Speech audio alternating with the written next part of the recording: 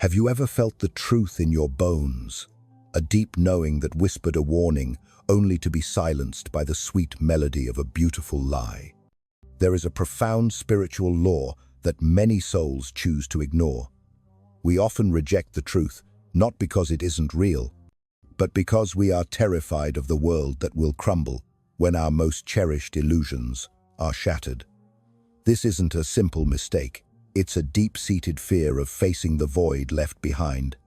So many of us have stood at that crossroads, where a person enters our life like a divine answer to a prayer, and suddenly, our entire energetic field shifts, our light begins to dim, and we can't quite understand why.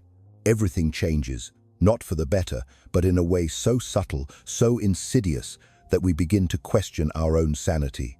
We look back months or even years later, haunted by the echoes of our own intuition, and ask, how did I not see the signs? How could I have given my power away so completely? This journey of understanding is not for the faint of heart, but it is essential for your soul's evolution. If this feeling resonates with you, if you've ever felt like you were losing your mind in the presence of another, know that you are not alone, and you are not crazy. This is a sign of your awakening. Let your spirit affirm this truth in the comments below, perhaps with a simple, "I am not crazy," and join a community of souls who are reclaiming their divine sight.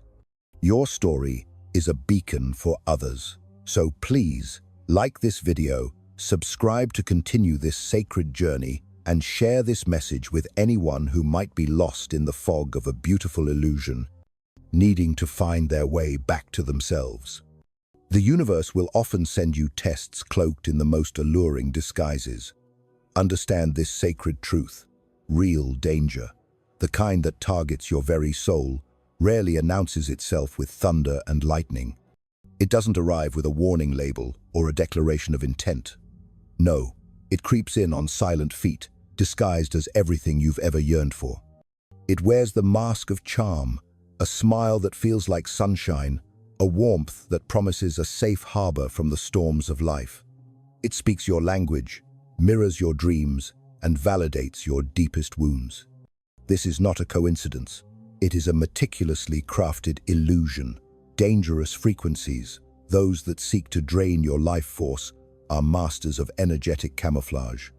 They are experts at blending in, at becoming the person you think you need, the savior you've been waiting for. They don't come bearing threats. They arrive with gifts, with perfectly woven stories of their own vulnerability, with the exact words that unlock the most protected chambers of your heart. Think about the times you ignored that flicker of doubt, that subtle, uncomfortable tightening in your chest. You couldn't explain it with logic, so you dismissed it. Did you tell yourself, "I'm just being paranoid," or "I'm being too sensitive"? Society has trained us to trust the spoken word, the surface-level performance, over the silent, primal language of our own energy. We are taught to be polite, to give the benefit of the doubt, to override our own internal alarm system for the sake of harmony. But Nietzsche, a philosopher who dared to gaze into the abyss of human nature, knew a deeper truth. He understood that our greatest pain comes not from strangers in the dark, but from the beautifully disguised dangers we willingly invite into the light, into the sacred intimacy of our lives. These forces are seductive. They will make you feel seen, special, and chosen, as if you are the only one who truly understands them. But pay close attention. Notice how quickly that intoxicating admiration can curdle into blame, how their professed love becomes a constant, draining need for your attention, a black hole of emptiness that you are expected to fill. The very traits that drew you into their orbit, their intense focus, their captivating stories, their seemingly endless affection, are often the very bars of the cage that will later make escape feel so impossible. They create a beautiful prison, and for a time, you might even mistake it for a paradise. The first step to freedom is recognizing that the most beautiful flowers can sometimes be the most poisonous. It is a sacred signal, a divine red flag, warning you that something is out of alignment, that their energetic signature is discordant with your own. So why do we so often ignore this profound wisdom? We are conditioned from childhood to be polite, to be accommodating, to override our own discomfort for the sake of social grace. We are taught that our feelings are not valid unless they can be backed up by a mountain of evidence. But Nietzsche insisted on a radical form of self-sovereignty. He taught, "He who cannot obey himself will be commanded." Think about the depth of that statement. If you dismiss your own intuition, if you silence the wisdom of your own body, you are abdicating your power. You are creating a vacuum, and the universe abhors a vacuum. Someone else, someone with a stronger will or a darker agenda, will step in to write your story for you. Trusting your inner compass is not an act of paranoia. It is the ultimate act of self-respect. It is you choosing to honor the divine intelligence that resides within you. The warning signs of a dangerous connection are rarely like giant, waving red flags in a storm. More often, they are like fine, almost invisible threads woven into the fabric of your daily interactions. You have to tune your senses to a higher frequency to perceive them. These are not the obvious signs of rage or overt aggression. The truly dangerous warnings are hidden in small, repeated patterns of behavior, patterns that a skilled manipulator uses to slowly, methodically erode your sense of self. Do they constantly ask for your secrets, encouraging you to pour out your deepest vulnerabilities, to lay your soul bare before them? But when you gently inquire about their own inner world, do you find it is a locked garden?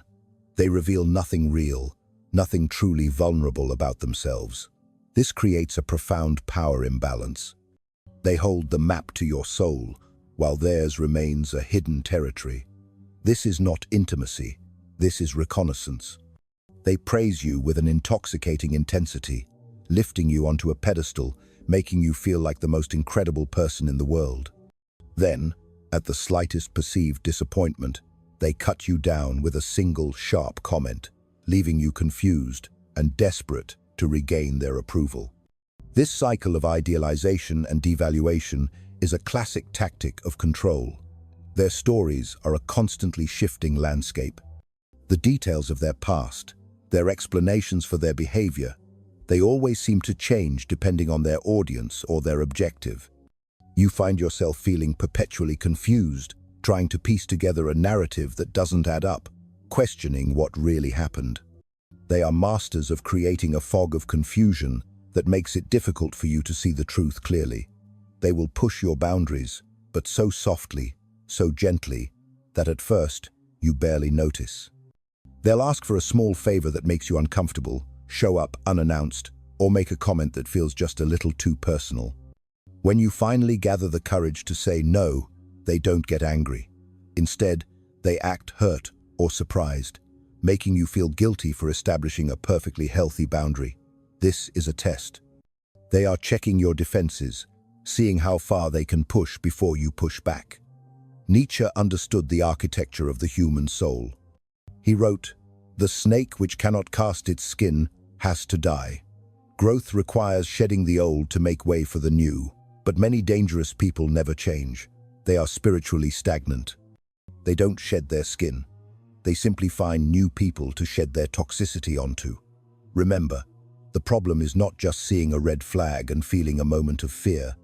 The true danger is seeing a red flag, a clear, energetic warning, and telling yourself that you can fix it, that your love can heal them, or that if you just try a little harder, it will all go away. That is the moment your own illusion becomes the most dangerous trap of all." Let us speak of a truth that society rarely admits, a truth that could be the very key to your spiritual freedom. The word nice is one of the most dangerously overrated concepts in our culture. We are taught to be nice at all costs, to be agreeable, to avoid conflict, to smooth over rough edges. But what if this niceness is actually a trap? What if it's a gilded cage that keeps you from your true power? The person who never says no, the one who constantly flatters and gives, who never sets a firm boundary, this person might not be the harmless, gentle soul they appear to be. Their perpetual agreeableness might be hiding a profound manipulation in plain sight. Nietzsche, with his piercing insight, distrusted those who desperately needed to be liked by everyone. He didn't see it as a sign of a good heart. He saw it as a symptom of a weak one.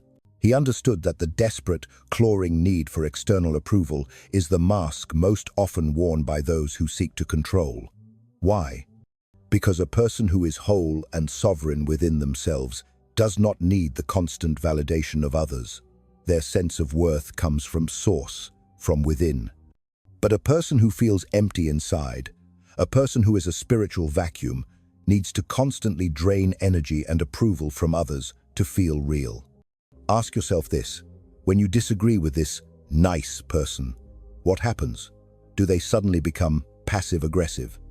Do they give you the silent treatment or withdraw their affection, leaving you scrambling to get back in their good graces? Look at their acts of helpfulness. Does their kindness often leave you feeling strangely obligated or even guilty? Do you feel like you owe them something, even if you never asked for their help in the first place? This is a covert contract. Their gifts are not free. They are down payments on your future compliance. We must make a critical distinction. Nice is not the same as good. Goodness is rooted in truth, in integrity, in a fierce and loving honesty. Goodness has boundaries. Goodness will tell you a hard truth for your own growth. Niceness, on the other hand, is often just a disguise for control. It's about managing perceptions, avoiding discomfort, and ensuring that their needs are always met, often at the expense of your own. Real safety is found in honesty, not in the fragile illusion of perpetual approval. Have you ever had a conversation with someone and walked away feeling like the very ground beneath your feet had turned to sand? You know what you saw, you know what you heard, but they have so skillfully twisted the narrative that you begin to doubt your own mind. Nietzsche never used the modern word gaslighting, but he described its chilling effect with profound accuracy. He saw it as a form of soul theft, a tactic where one person, through subtle suggestions, emotional games, and outright denials, makes you question your own memory, your perceptions, and ultimately your very sanity.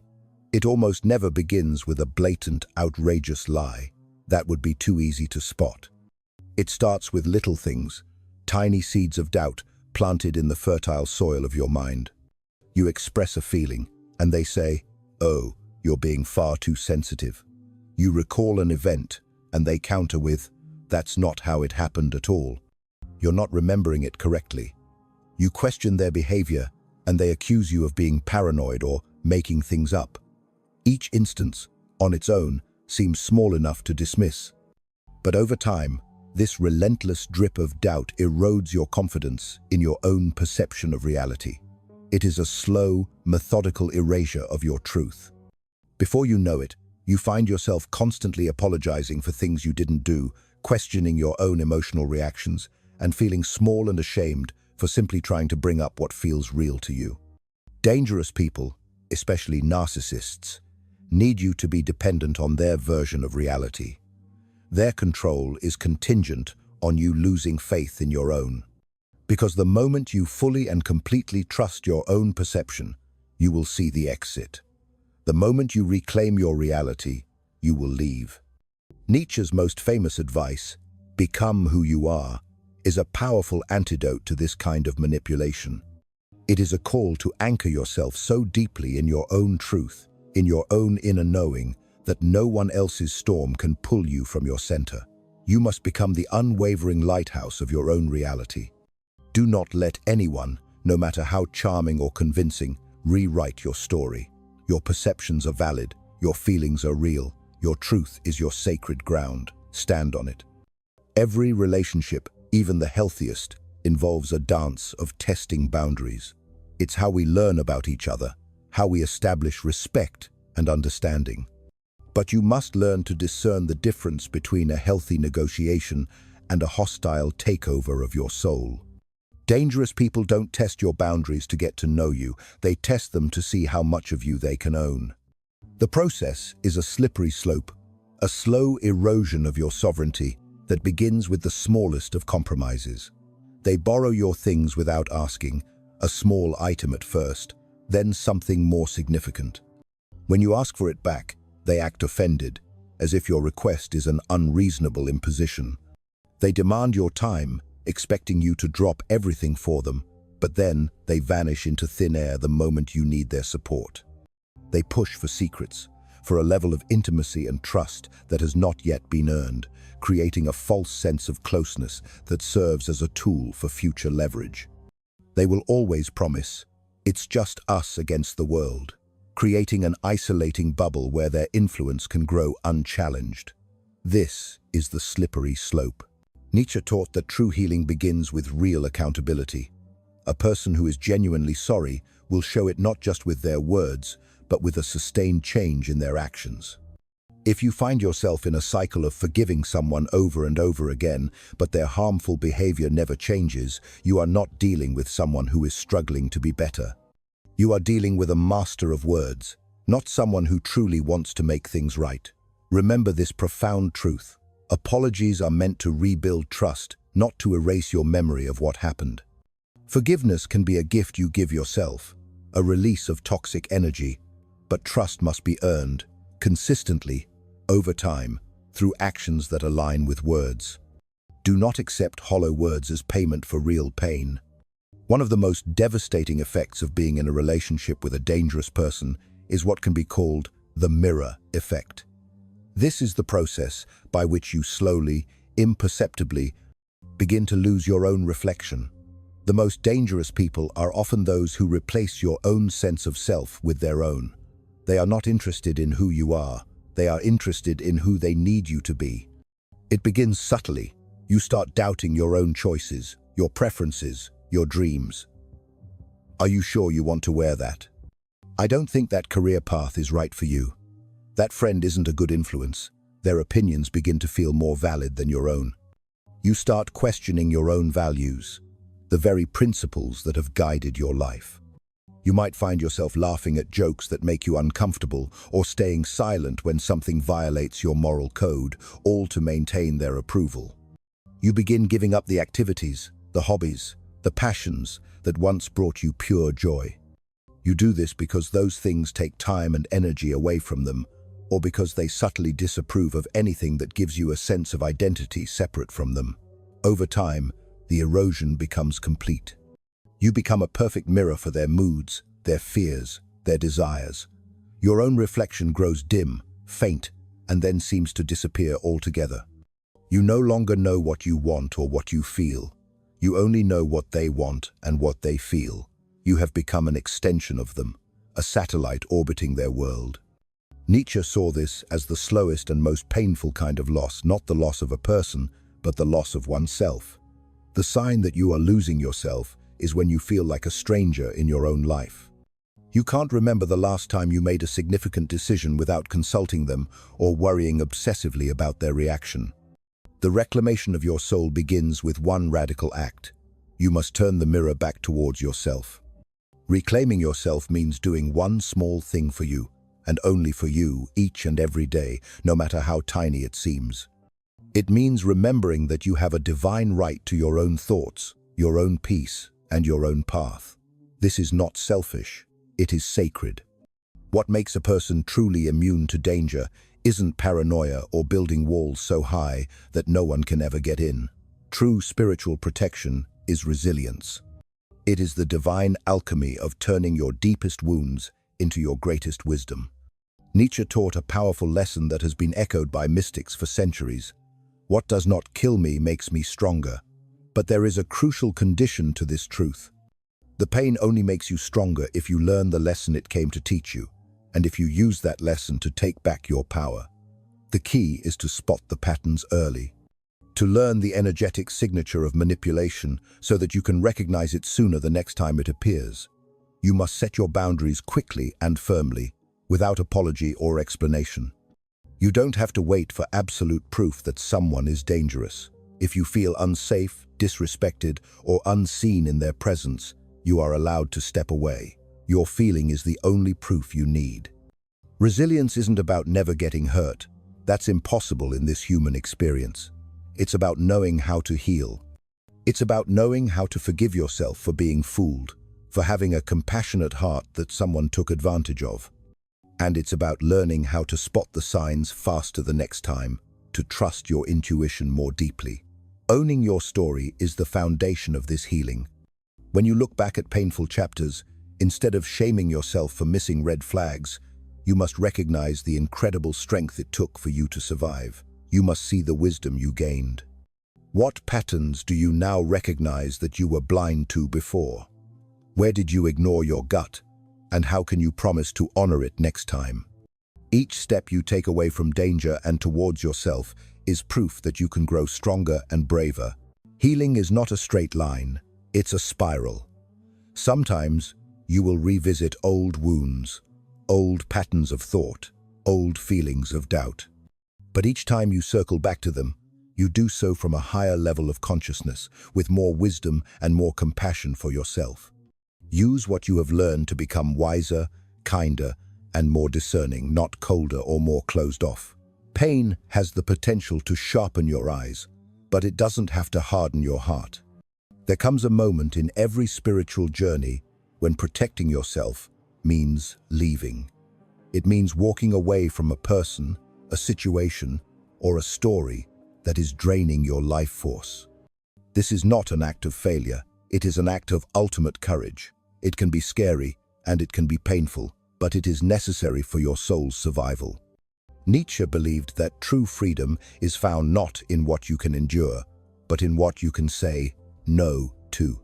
It is the power to refuse what diminishes you, to reject what is not in alignment with your highest good. Ask yourself these honest questions. Have you tried to talk, to communicate, to fix things, but nothing ever changes? Do you consistently feel worse after spending time with them than you did before? Are you staying out of love, or are you staying out of a deep-seated fear of being alone, of what they might do, or of what others might think? Choosing yourself is not selfish. It is the first, essential step to living the life you were meant for. Letting go of a connection, even one that looks like love on the surface, is the ultimate act of self-respect. You must release the hope that the past will change, or that the person who hurt you will suddenly transform into the person you need them to be. You must accept them for who they have shown you they are, and then you must give yourself permission to leave. You can start by leaving in your own mind, by emotionally detaching from the places where you weren't valued. You are not defined by what you walked away from, but by what you choose to walk toward. As you move forward into your new life, you must honor your own needs. Let your future be built on your terms, guided by your own inner truth. If you have made it this far on your journey, you are already ahead of most, because you are willing to look, to learn, and to grow. Your awareness is your freedom. Your willingness to see the truth is your power. And if this message has helped you see yourself or someone else in a new way, share your story in the comments. Your words could be the sacred red flag that someone else needs to see to save themselves. And if you are ready for more divine wisdom on protecting your mind, heart, and future, subscribe now. This is your new beginning, the very first day you promise to never again trade your own precious peace for someone else's chaos. Trust after betrayal is one of the most difficult mountains to climb, but it is not impossible. The path forward requires a new understanding of what trust truly means. Nietzsche would urge you to look not for perfect people, for they do not exist, but for consistent people. He taught that the only way to build a better life is to set a new standard for what trust really means to you. This is your new covenant with yourself and with the world. Do their actions consistently match their words, even when no one is watching? Can you disagree with them without fear of punishment or withdrawal? Do you feel seen, safe, and accepted exactly as you are, flaws and all? When you set this new standard, a divine sorting begins to happen. You will start attracting people who resonate with this higher frequency of integrity, and your inner radar for danger will grow sharper and clearer with every step you take. Are you ready to learn the most powerful ways to rebuild your strength and never fall for the same danger again? In the moments to come, you will discover Nietzsche's final, most profound lessons for living boldly, for trusting your own eyes, and for protecting the sacred peace you have fought so hard to find. If you are ready to master the art of seeing through the mask and protecting your mind and heart for good, keep watching. The hardest part of healing can be learning to trust again, starting with yourself. Nietzsche wrote that a person's life is their art. After the pain, after the manipulation, you have the divine power to create yourself anew. The question is no longer just, how do I avoid danger? The real question becomes, who do I want to be after what I've survived? You can choose. You can choose to trust your intuition, even if no one else does. You can choose to speak your truth, even when it's uncomfortable. And you can choose to surround yourself with people who celebrate and support your growth, not those who fear it. This is your life to create. The most lasting wound that dangerous people leave behind is often doubt, not doubt in others, but a corrosive doubt in yourself. Maybe you now question your memory, your value, or your fundamental ability to judge character. Nietzsche saw this as a theft of your inner compass, the most intimate violation of all. But you must understand this. That compass is never truly broken. It just needs to be recalibrated and trusted again. The journey back to self-trust begins now. Start by believing your own feelings, even when others try to invalidate them. If something feels off, you must respect that feeling. Rebuilding self-trust takes time, and it is built on small, consistent actions. Keep a private journal of how people and situations make you feel, not just what they say, but the energy you feel in their presence. Notice which relationships leave you feeling energized and seen, and which leave you feeling empty and confused. Remember the moments in your past when you were right about someone, even when it was hard to admit it. Every small decision to trust yourself is a vote for your own freedom. Nietzsche wrote, "He who despises himself still respects himself as one who despises." This means that even in our moments of self-hatred or deep doubt, there is a spark of dignity, a part of us that knows we deserve better.